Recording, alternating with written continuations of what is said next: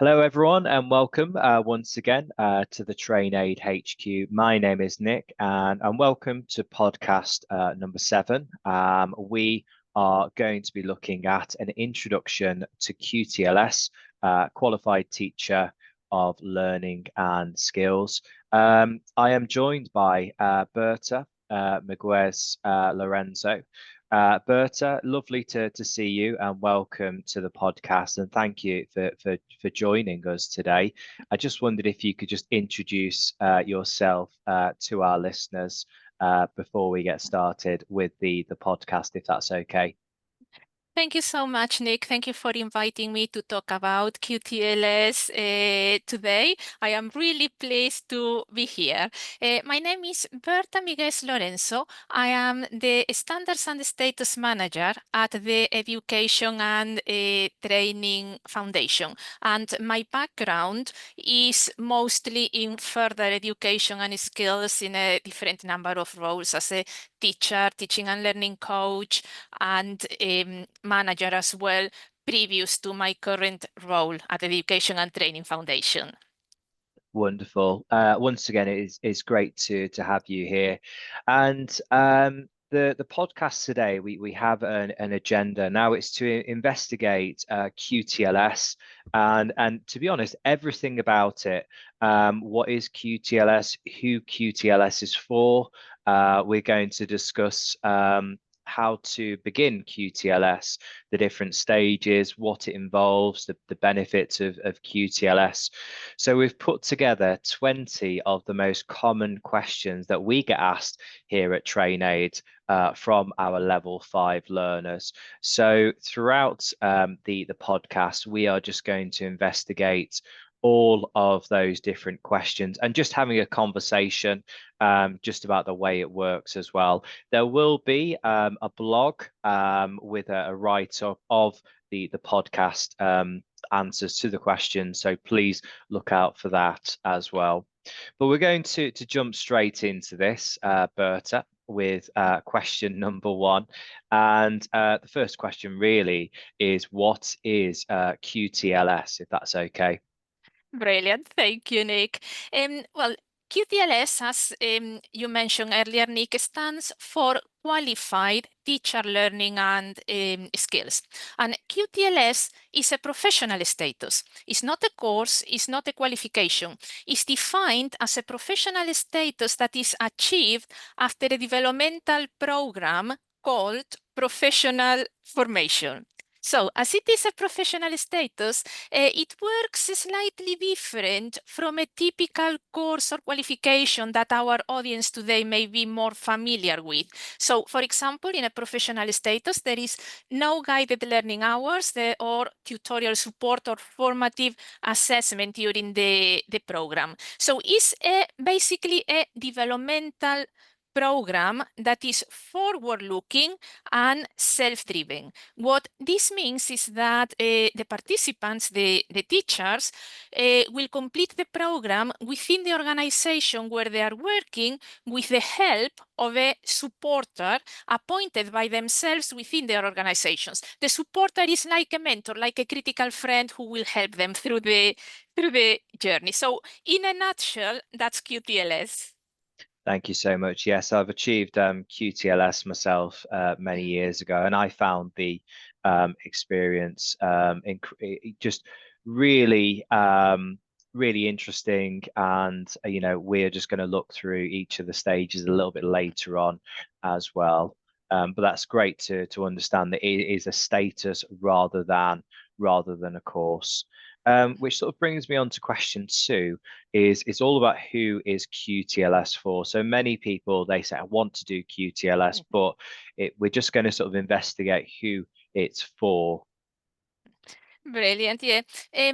QTLS has a focus on further education and skills. So it is for teachers and trainers who wish to demonstrate how they continue to develop their practice in the further education and skills sector.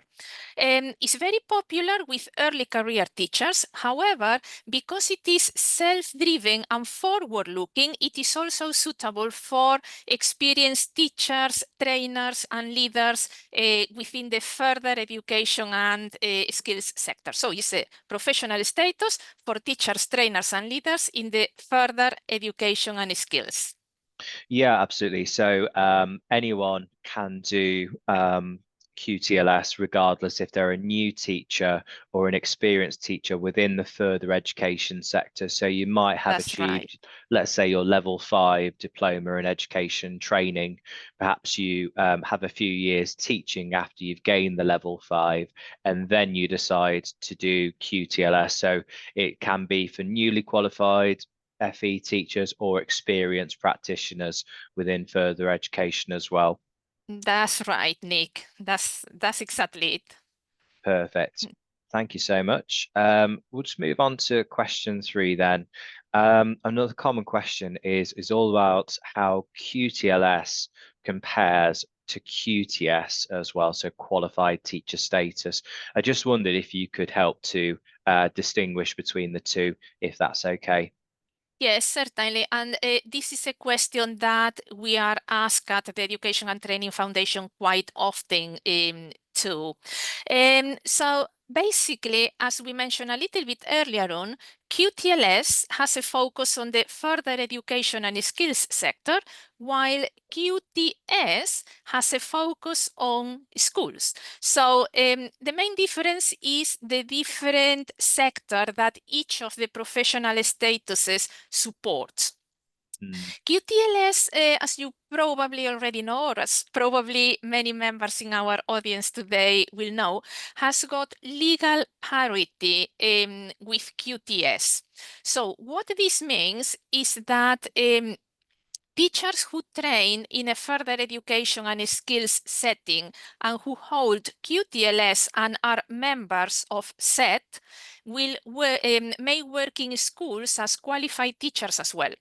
mm, For those members of the audience who are not quite familiar with the acronyms, SET stands for Society for Education and Training, and it's like the membership part of the Education and Training Foundation. Is the membership body for teachers and trainers in further education. So basically, QTLS focus on further education, QTS focus on schools, but they have legal parity. However, we also need to bear in mind that teachers who hold QTLS will have trained in a further education and skills setting. And therefore, in pretty much all cases, if teachers intend to work in a school, the employing school will determine through their recruitment processes and through their vacancy and recruitment processes, whether a potential applicant who has QTLS mm. holds the required knowledge, experience, and skills for the role in the school. And the schools will also take into account that the applicant has trained in the further education and skills sector. Does that make sense, Nick? Yeah, absolutely. So I think with everyone who achieves QTLS and goes for a role at say a school or college, it's best to reach out to them to kind of establish whether they will be applicable for the role. But obviously QTLS does carry lots of weight in terms of value. It's seen as I think a beacon of excellence that you're focused on CPD. So schools, colleges, they do look at QTLS as incredibly a valuable Hmm. opportunity to develop your skills further. So I'm a huge advocate of QTLS myself. Indeed, and it does has a focus, as you mentioned, Nick, on the developmental needs of the individual and also the organization. So it's a very valuable piece of CPD, very much tailored to individuals and organizations. Wonderful. Thank you so much. I think we'll just move on to our next key point there. So many of our learners do ask us about the eligibility requirements to begin our QTLS. So that, we do get many learners who are just raring to go. And I just wondered if you could share the latest like eligibility requirements, if that's okay. That's perfectly fine. Thank you. So, the eligibility requirements are revised and updated every year, taking into account feedback from the sector and also in collaboration with the DFE, with the Department for Education. So today, I will tell you about the eligibility criteria for the next cohort, which is the QTLS January 25 intake. So in order to be eligible to undertake QTLS with the next cohort, teachers need to be active members of SET. So they need to have SET membership at member grade. And they also need to be employed in a paid capacity. They need to have paid employment as a teacher in an FE and skills setting, teaching groups of learners where all the learners are 14 years of age or older. So basically post 14 teaching practice. The groups of learners, they may have 5 students per group. All the students need to be post 14, and the teaching practice needs to be a minimum of 230 hours over the 6 months of the professional formation program. Professional formation is the developmental process that leads to the professional status, which is QTLS. So, to sum up so far, be a member of SET, have a paid employment in FE, be teaching groups of 5 or more learners, all of the learners being post 14, and a minimum of 230 hours of teaching practice that meets this criteria over 6 months. They also need to appoint a supporter within the organization where they are working. The supporter, as we said earlier on, is like a mentor, is a very experienced and fully qualified colleague who will be their critical friend during their journey. In terms of qualifications, applicants need to hold a level 5 teacher training qualification with a focus in further education and skills. They need to hold their level 2 English and maths qualifications, and they need to hold a level 3 qualification in the subjects that they will be teaching for 5 or more hours per week. I am aware that this may sound a little bit complex with so much detail and so many different aspects to the guidance. All of this can be accessed on the QTLS website. Maybe the audience will have access to the link later on. So yeah, all this guidance can be accessed within the website. There is also guidance for teachers who may be working in further education. They teach a number of subjects, but all those subjects are less or fewer than 5 hours per week. So you may have a teacher who is teaching history for 3 hours, health and social care for 4 hours, English for 2 hours. You know, the sector is incredibly diverse and varied. So in this case, the teacher will need to have at least one level 3 or higher subject-specific qualification in one of the subjects that they are teaching. And for those teachers who are working in a SEND setting within the further education and skills sector, they must hold a level 3 or higher subject-specific qualification in any subject. However, during their professional formation, during their QTLS program, they will need to be working on Professional Standard 11, which is related to SEND as part of their CPD during the program. Does that make sense? Oh, 100%. Thank you so Yeah. much.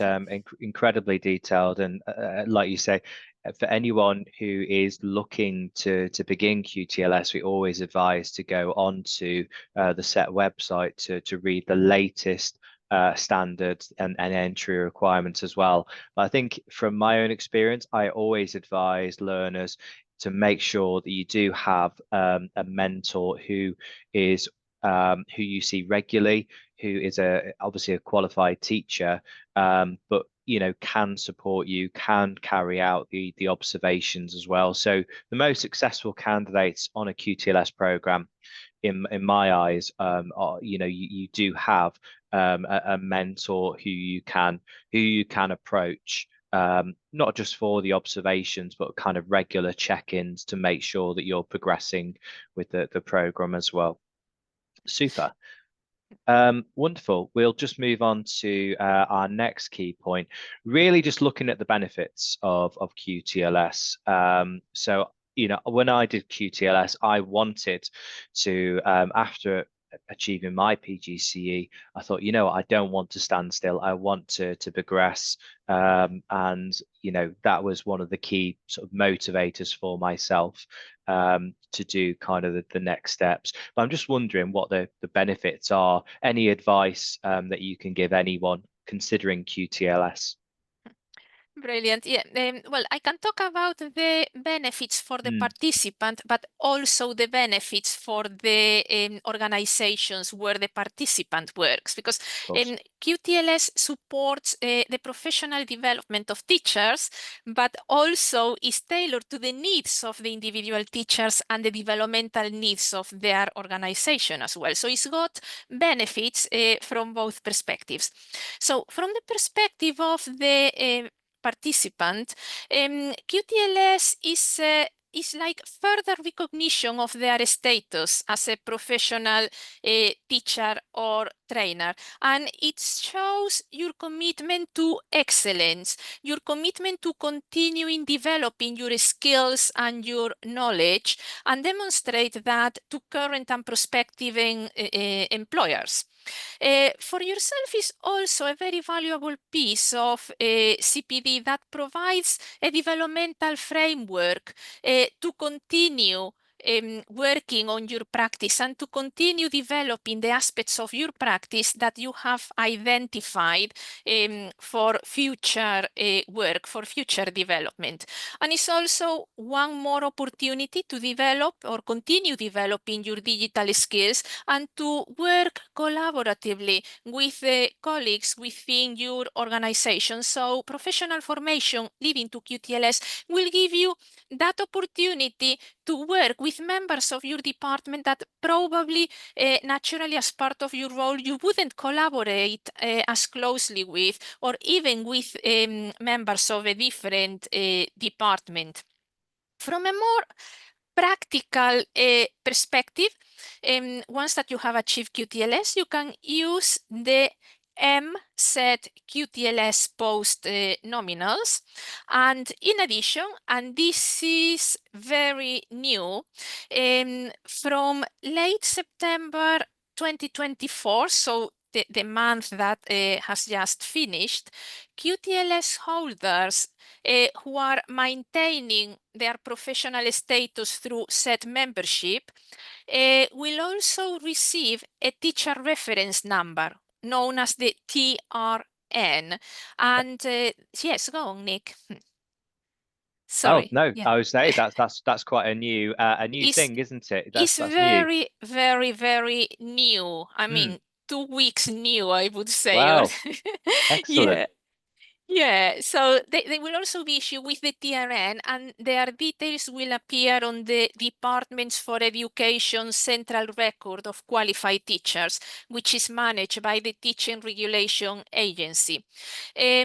Teachers who are members or who have been members of SET for a little while, for the last year or so, will have received a communication 2 to 3 months ago, informing them of this change. So this is brand new. And in addition, QTLS is also a potential route towards ATS, which is Mm. Advanced Teacher Status. But I can talk more about Advanced Teacher Status at some other point if the audience, if this is relevant to the audience. Super. Yeah, Yes, absolutely. No, I'm very very keen to understand more about ATS. Absolutely. Thank you so much. But a brilliant. huge range of benefits there. Um, super. Yeah. And for the Right. Mm, organization as well, because having teachers who have achieved QTLS, it will help the organization to improve their learning outcomes, to improve their standards efficiently and cost effectively, raise the organization profile to their business partners and their learners. And it's a high quality developmental process that is also tailored to the organization's mm. requirements. So it promotes a culture of working collaboratively to improve teaching and learning standards with their peers, really.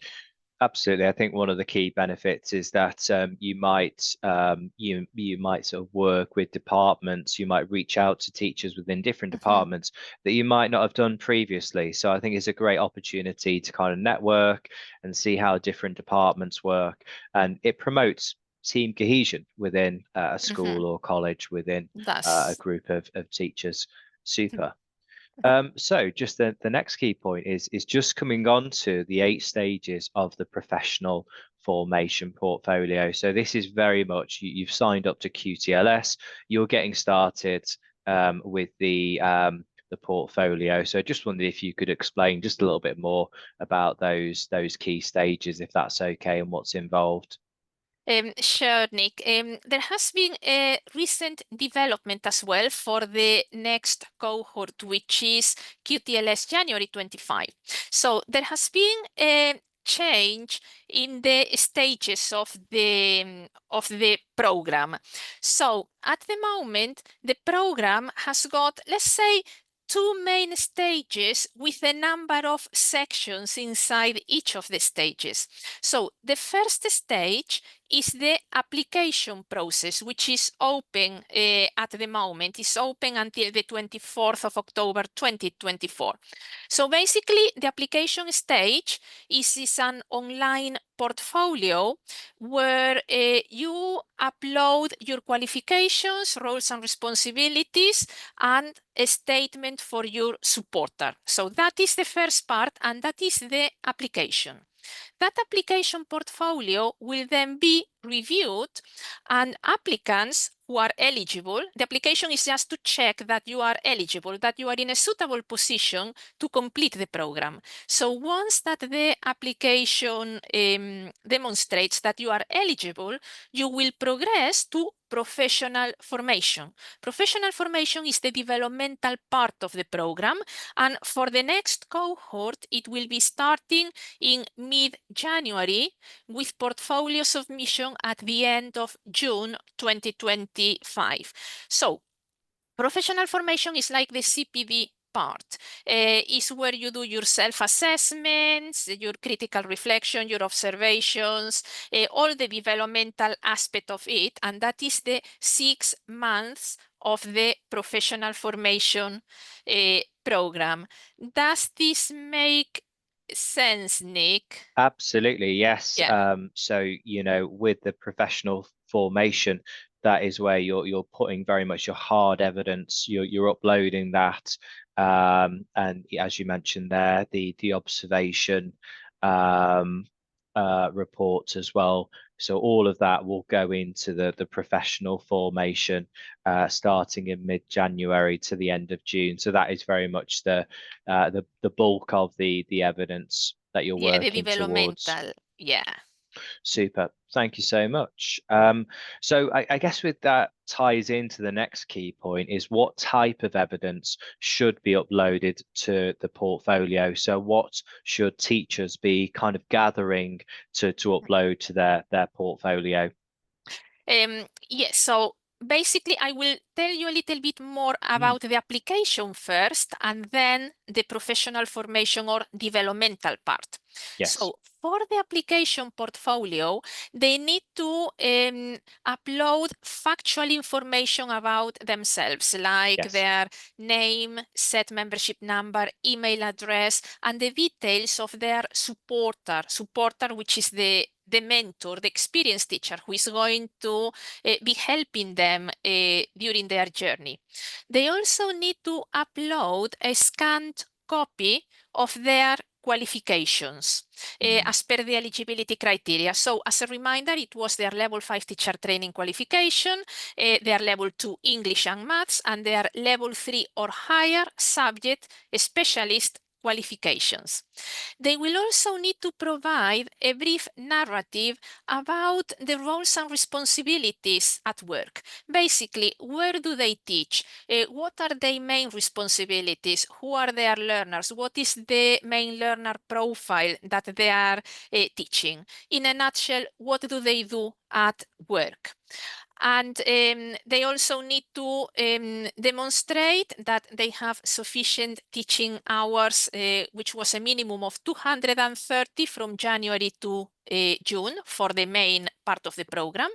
And once that they have put all this information together, they share their application with their supporter, and the supporter will complete a brief supporter statement in support of their application, basically. So that is the application part. Qualifications, roles and responsibilities, and an endorsement from their supporter. Okay. Perfect. Yeah. Thank you So so much. moving to professional formation. Professional formation is the developmental aspect, and that is as well an online portfolio. And this can be accessed via the individual's set dashboard.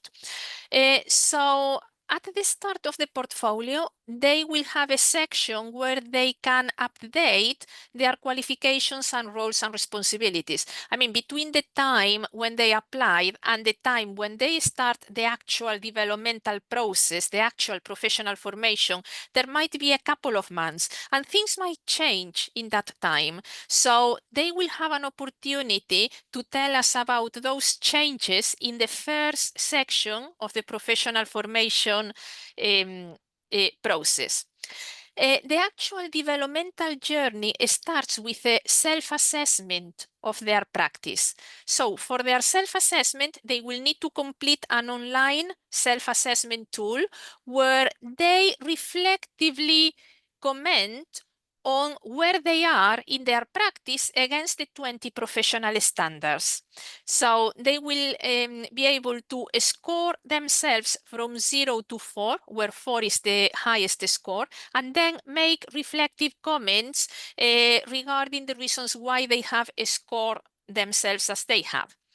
At this self-assessment stage, they will also do an initial observation. So this can be done by their mentor, preferably, or by a very experienced colleague who is in a position to comment on their practice. So this is the self-assessment part. The self-assessment is going to inform the next section, which is the professional development plan. So applicants will look at all the evidence they have so far. They will look at the outcomes of the self-assessment tool and the initial observation, and they will put together a professional development plan that reflects where they are in their practice at the moment and what their priorities for development are. And then the next section is their CPD record, and this is where they will spend most of their journey working on. The CPD record is developmental activity, CPD, that they will do to address the areas for development identified in the self-assessment and drafted in the professional development plan. So as you can see, Nick, each section is informed by the previous one and will inform the next one. There is like a golden developmental thread running through the portfolio.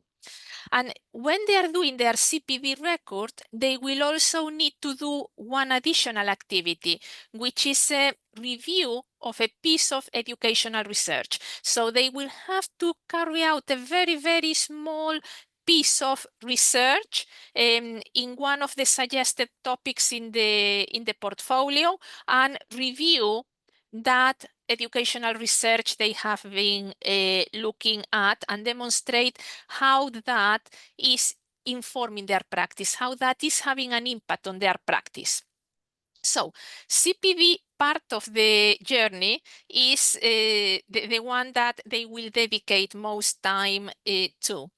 Towards the end, they will need to put together a critical reflection of their journey. So they bring together all that research they have been doing, all the reading, CPD, the practice they have been developing, and they will provide critically reflective comments on their journey and the impact that the CPD they have undertaken has had on their own practice, on their learners, and also on the practice of their colleagues. And at this stage, they will do their second lesson observation, which will inform how they have developed. It will inform the distance traveled. And the second observation will also inform their final action plan. And the final action plan is future looking. It's the last part of the portfolio, and it helps them identify areas for development in the future.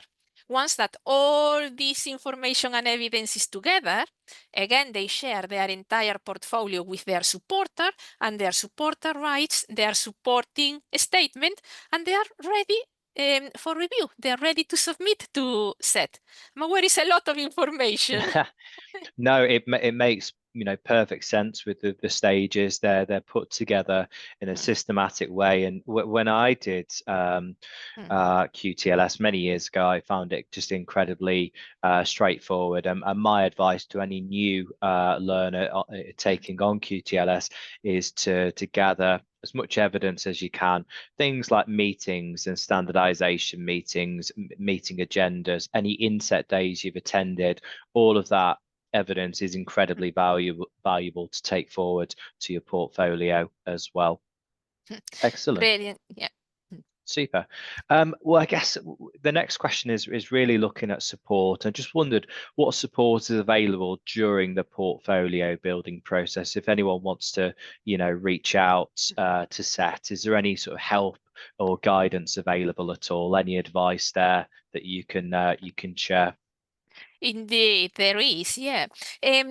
Professional formation is self-driven. What this means that the participant, the teacher, works within their organization. So their main day-to-day support will come from their supporter who is in the same organization and is very familiar with their setting and their practice. However, we also have a few support mechanisms in place for participants. One of them is called the knowledge base. The knowledge base is a section within the portfolio where teachers can find a description of all the guidance that is required and all the evidence that is required for their portfolio. So the knowledge base will tell you things like what you are expected to put together, what you are expected to write, word count, types of documents that will help you meet the criteria. It's basically all the guidance.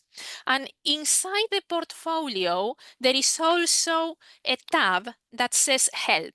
It's like a help tab in the top ribbon. So when one of our participants clicks on help, they will see a little pop-up window where they can type their question, and the system will forward the question directly to the SET team. And we respond to that question via email. We also have a customer experience team who are available to respond to questions both via email and on the phone. During the program, we also schedule a number of question and answer sessions via Zoom, a little bit like webinars, where participants will have an opportunity to talk to each other. They are quite interactive, so participants will have opportunities to speak to other peers in the program online, to ask questions to the presenter, basically to discuss their program. And these sessions are supported by regular newsletters. So the newsletters are sent via email to the participants, and they will further elaborate on the support available. They will also elaborate on the guidance from the knowledge base, and if there are any changes, or for example, if we receive a question about one aspect of the portfolio, and this becomes like a frequently asked question, the newsletters will also address that. Through that, it will be addressed through the newsletter mechanism. That's Excellent. basically an overview of the support they can expect. Excellent. A great range of different avenues of support available. I think my advice would be to make sure that you do have that those regular check-ins with your in-house mentor. So, with your mentor and observer, that you are seeing them on a regular basis also. Just the next question is just all about the application window and that process. So question number 9 is when does the application window open, and what is the closing date as well? When's the cutoff? Um, Thank you, Nick. Well, the process now has got those two stages, application and professional formation. Of So course. for the application stage, this year, the application opened on the 12th of August and it will close on the 24th of October. So roughly, it will follow the same timeline every year. The actual day will vary depending on the year, but let's say from mid-August to mid or late October. Once that they register to apply, participants still have a little bit longer window to submit their application portfolio. So on the 24th of October, the registration window closes. However, participants still have one more week to complete their portfolios and submit them on the 31st of October. Again, in future years is likely to follow a similar timeline. The application portfolios will be reviewed in the end of October, the ones who were received earlier, or in November, the ones that were received by the deadline, and the results are usually released by mid-December. Applications that are not successful the first time have a little window of a few days to resubmit any additional evidence that may still be required so that they are eligible. And then the resubmission results will be released in early January 2025. So applications that are successful then progress to the developmental stage, which is professional formation. For the next cohort, the professional formation portfolios will be issued on the 20th of January 2025. And in the future, this is likely to happen towards the middle or late January. Portfolios are submitted at the end of June, reviewed in July, and results are released in early August. So this is like a standard timeline, but obviously there will be slight variations from year to year. Of course, yeah, that's something to bear in mind for anyone really, to check the latest requirements and entry dates on the website. Absolutely. We sort of touched upon this, but question 10 is when will I be notified if I have passed QTLS, and what happens if I'm unsuccessful, if I don't meet the criteria? Thank you, Nick. Yeah, for those who complete the second stage professional formation, they have submitted their portfolio. They will receive their results in early August. The exact date is usually announced to participants when they submit, but it's usually in early August.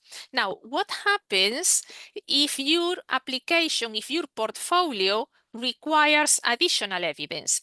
In this case, you will receive detailed written feedback And in that feedback, it will give you a number of pieces of evidence that the review team would like a little bit more evidence on, a little bit more detail on. And you will have one opportunity to resubmit free of charge. So basically, if your portfolio requires additional evidence, you have one opportunity to resubmit that additional evidence free of charge. And in terms of how long you will have to resubmit, that will depend on the type of evidence you need to resubmit. If it is only one document that didn't upload properly to the portfolio, it happens sometimes. Some people resubmit within 24 hours because it was just a very minute, very small piece of evidence. However, if you need to resubmit evidence that requires much more development, you will have up to 5 or 6 months to develop those aspects and resubmit. So the resubmission window can vary quite a lot. I see.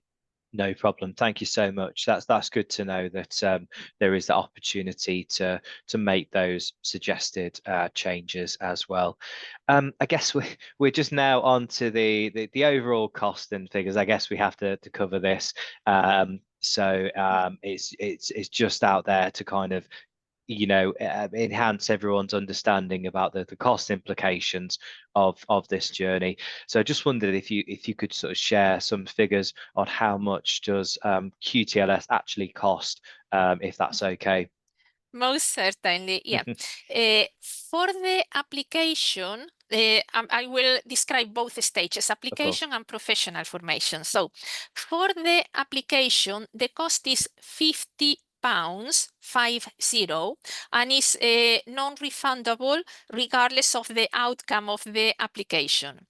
So successful applicants who progress to professional formation, the fee for professional formation is £520, 520, and they can pay in a number of different ways. They may want to pay all in one go, or they may want to pay in installments. So it would be something like £160 for a deposit, and then 3 payments of 120 each.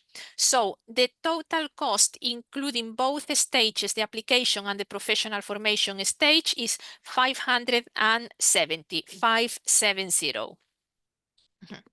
Wonderful. No, that's great to know, and there is that payment plan available as well, to make it manageable to learners. I guess after you've achieved QTLS, and you want to be a part of the Society for Education Training, which I am, by the way, is there an annual membership fee to be a part of the community?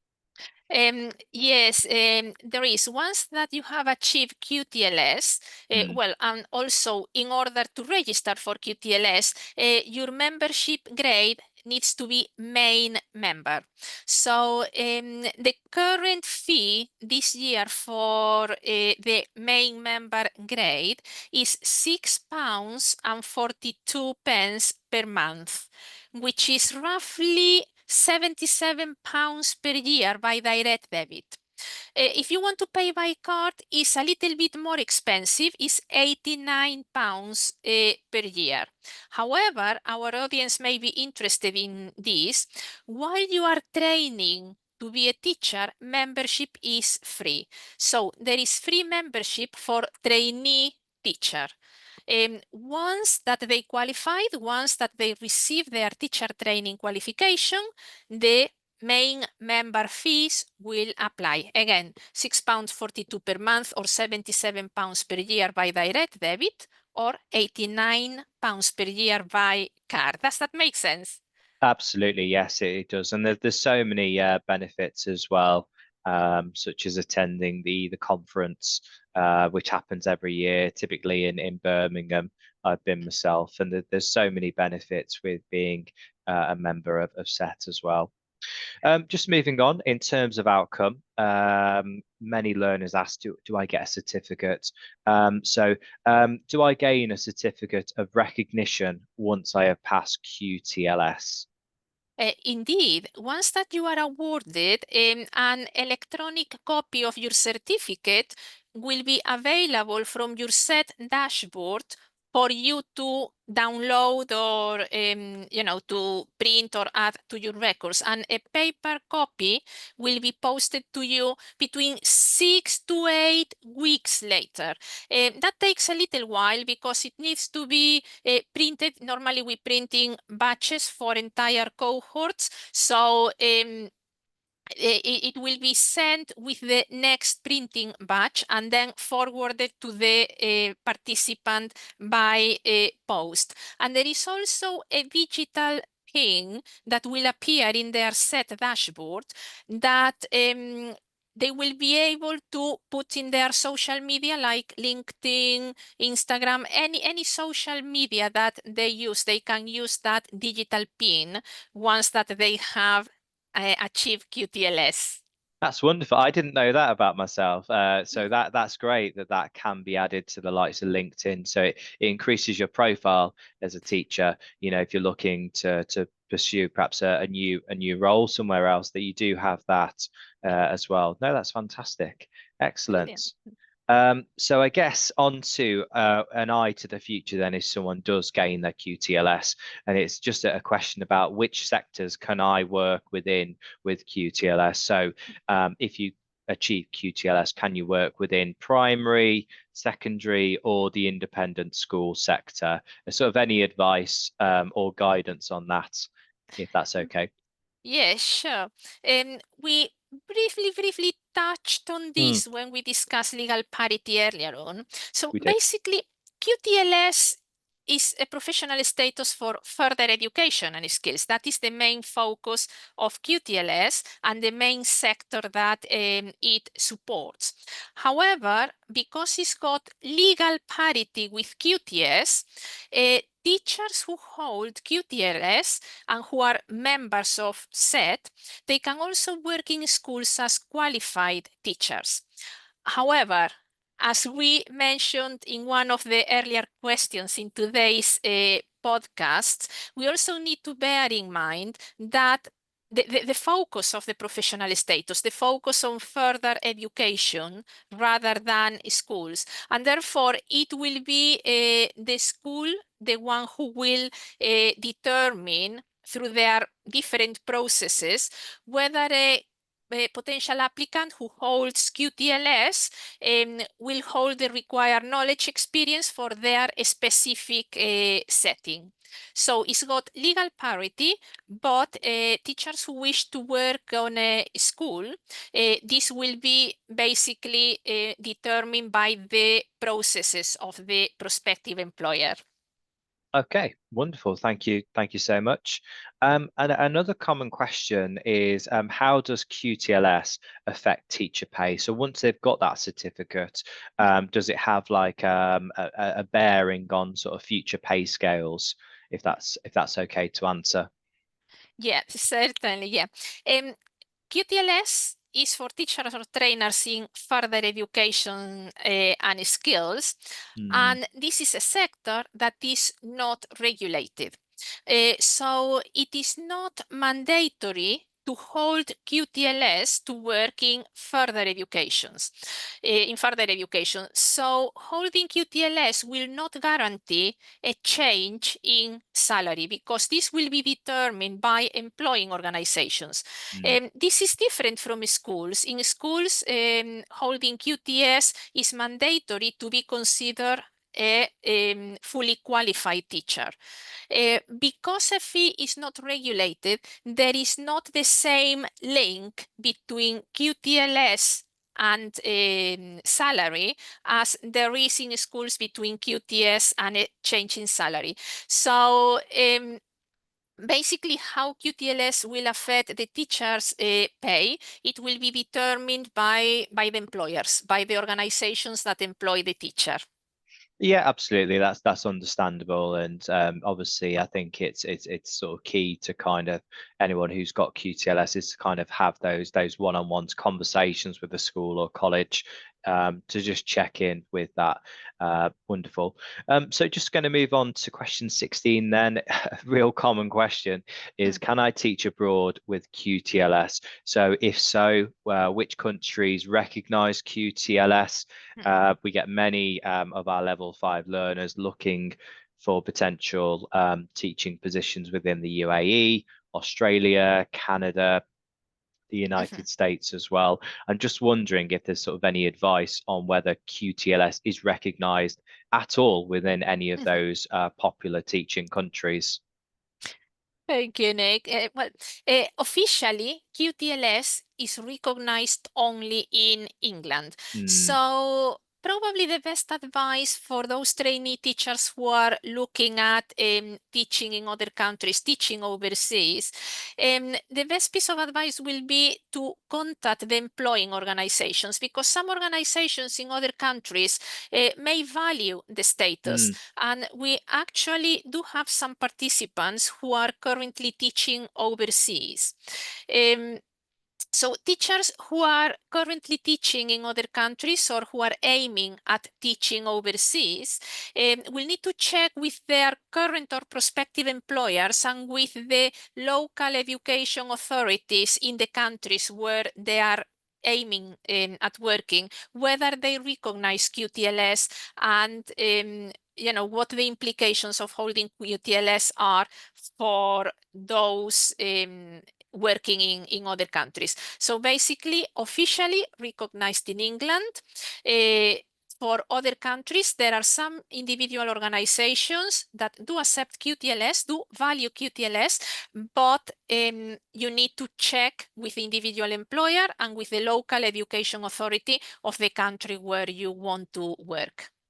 I think that's absolutely great advice. I think that QTLS is incredibly valuable, but it depends on that school overseas. So you really got to sort of do your homework first and never assume that. So wonderful, thank you so much. Next question, 17. Once you've got your QTLS status, once it's been achieved, do you need to go back and redo it in a few years' time? Does it expire? Is it yours for life? Do you ever have to redo QTLS again? According to current guidance, is yours for life. So Yeah. you do not need to redo QTLS in the future. Again, this is according to current guidance. Mm, However, to maintain the status active, you need to continue being a member of SET. SET is the Society for Education and Training. So what happens if your SET membership lapses? If your membership expires and is not renewed, your status will remain dormant. So you will not be searchable through the professional status register, for example. Once that you finish QTLS, your details get added to the professional status register, where prospective employers can verify your award. So if you are not a member of SET or your membership lapses, that status remains dormant. It will not be visible. However, it will become active and visible again when the membership is renewed. But according to current guidance, it's yours for life. You don't need to do it again in the future. wonderful. Thank you so much. Just moving on to our next question. What CPD is available after QTLS? So is there any advice on the next steps at all? Once you've got QTLS, is there another level? Is there anything to progress on to afterwards? Yes, there is indeed. So once that teachers hold QTLS, they may want to progress to work in an advanced teaching position. And once that they are working at the level of an advanced teacher, they may want to consider advanced teacher status, which is ATS. So in order to be eligible for ATS, teachers need to be in a position where they have formal opportunities within their roles to coach and mentor others. Mm. So they would be supporting the professional development of other teachers through coaching and mentoring, through delivering CPD, and they will also be in a position to influence teaching and learning across the organization at a strategic level. So that is like the next step in their status, achieving advanced teacher status. So both QTLS and ATS, they are professional status with a focus on teaching and learning. However, there is also a range of CPD opportunities in other aspects of their practice and in other areas of further education and skills, such as educational technology, English and maths, safeguarding. There is a huge range of CPD out there, and also their own subject specialism if they want continue towards that specialist delivery of their subject. A lot of this can be found on the Education and Training Foundation Professional Development website. There is a range of resources, courses, webinars, safeguarding, prevent, SEND, educational technology, English and maths, a really wide range of topics within further education that participants may want to consider as well. Thank you so much. A range of different avenues that that learners can go on to once they've achieved QTLS. Fantastic. Just two final questions. Does SET have an annual conference that candidates can attend? So once they've achieved QTLS, once they're part of the Society for Education Training, are there annual conferences which they can go to? There used to be one SET annual conference. Now there are two conferences. Wow. Yeah. So for next year, 2025, there will be two conferences hosted by the ETF, the Education and Training Foundation. The first one will be on the 13th of March 2025 in London, is the Further Forward for Leaders. And the Teaching and Learning Conference will be on the 19th of March 2025 in Birmingham. So 1 week later. So two conferences, one on teaching and learning and one for leaders. And teachers can attend the conferences before they start QTLS, during, after. It's basically open to all teachers in the further education and skills sector. Wonderful. I've been to the one in Birmingham myself, incredibly valuable, and I thought that the speakers there were very passionate, excellent subject knowledge, and it's really informative. It's a great way to network with fellow teachers within the sector. The final question, I know we've covered this previously, but a common question is, what is ATS? So apologies for repeating the previous point, advanced teacher status. I guess, are you okay just to elaborate just on this key term, if that's okay, just to finish off our podcast? Absolutely. So as Nick said, ATS is advanced teacher status, and is a developmental process that leads to the higher professional status in FE and skills. So it's not a course or a qualification, it's a developmental process that takes 14 months to complete, 14 months to complete, and that leads to the achievement of this status. And teachers need to be working at the level of an advanced teacher. An advanced teacher, for the purpose of ATS, is defined as a teacher who is supporting the professional development of others formally in terms of pedagogical skills, teaching and learning strategies, research. Is a teacher who is doing research for their organization and carrying out quality improvement projects that will have impact across the organization, who have knowledge of the theory and practice of coaching and mentoring, and who are in a position to support their teams and teachers across the organization from this perspective, and also to deliver CPD to others. So in a nutshell, that is the ATS program. Applications normally open in April every year, and the program usually starts roughly around October. The next program is going to start next week, the 14th of October. So it's around mid-October, roughly. Wonderful. I think that's great having another status to go on to after QTLS as well, which can offer the next level. Wonderful. We've come full circle. That is the end of our podcast. Berta, I just want to say thank you so much for attending today. It's been fantastic having you here, and we will have the blog, which will be available on our website, and the SET website too. We've just got the websites of TrainAid and the SET Foundation there as well. But if there's any questions about QTLS, please do reach out to us and we can answer any questions as well. Indeed, and thank you so much, Nick, for inviting me today. I really enjoyed talking about QTLS to our audience, and I hope to welcome many of you to our future programs. In the meantime, any questions, we are one click away. Perfect. Thank you so much, Berta. Thank you. Thank you Thank very much you. for Have a attending. lovely day, all. Thank you. Thank you. Bye.